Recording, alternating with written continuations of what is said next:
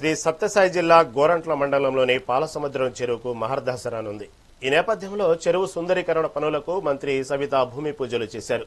ఈ సందర్భంగా ఎన్ఆర్ఈజీసీ నిధుల కింద 50 లక్షల రూపాయలతో చెరువు కట్టపై వాకింగ్ ట్రాకు, పిల్లల కోసం పార్కు, ప్రజల వ్యాయామం కోసం ప్రత్యేక ఏర్పాట్లు చేయనున్నట్లు మంత్రి తెలిపారు. ప్రజల ఆరోగ్యం తమకు ఎంతో ముఖ్యమని అన్నారు. ఈ ప్రాంత అభివృద్ధికి ప్రభుత్వం కట్టుబడి ఉందని పేర్కొన్నారు. త్వరలో ఈ ప్రాంతానికి మరో పెద్ద పరిశ్రమ రాబోతుందని మంత్రి సవితా వెల్లడించారు.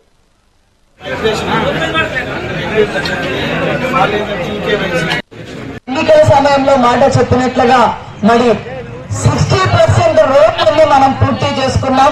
ఎన్ఆర్జీఎస్ ద్వారా కావచ్చు, ఆర్ఎండి పార్ట్నర్స్ ద్వారా కావచ్చు.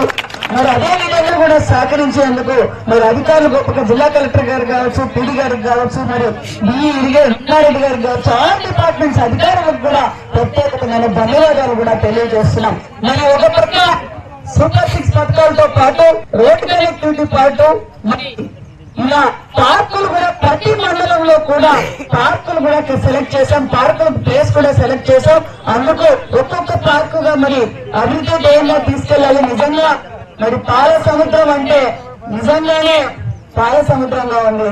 ఒక పక్క ఇండస్ట్రియల్ హబ్, ఒక పక్క agriculture, horticulture, sericulture, industrial hub తో పాటు టూరిజం హబ్ లో కూడా మన జిల్లాని మనం మార్చిపోతున్నాం. అది ముఖ్యంగా హైవే కనెక్టివిటీ ఉండడం వల్ల మన పెనుగొండ నియోజకవర్గం టూరిజం అభివృద్ధి చేయడానికి చాలా అనుకూలమైన ప్లేస్. ఒక పక్క లేపాక్షి, ఒక పక్క పుట్టపర్తి, ఒక పక్క ధర్మవరం పట్టు, మరి కది నరసింహస్వామి ఒక పక్క, మన పెనుగొండ ఇస్కాన్ ఒక పక్క, గొల్లపల్లి రిజర్వాయర్ ఒక పక్క, మరి పాల సముద్రం ఒక పక్క అన్న విషయాన్ని కూడా తెలియజేస్తూ టూరిజం సర్క్యూట్ లో కూడా మనం చేయబోతున్నాం.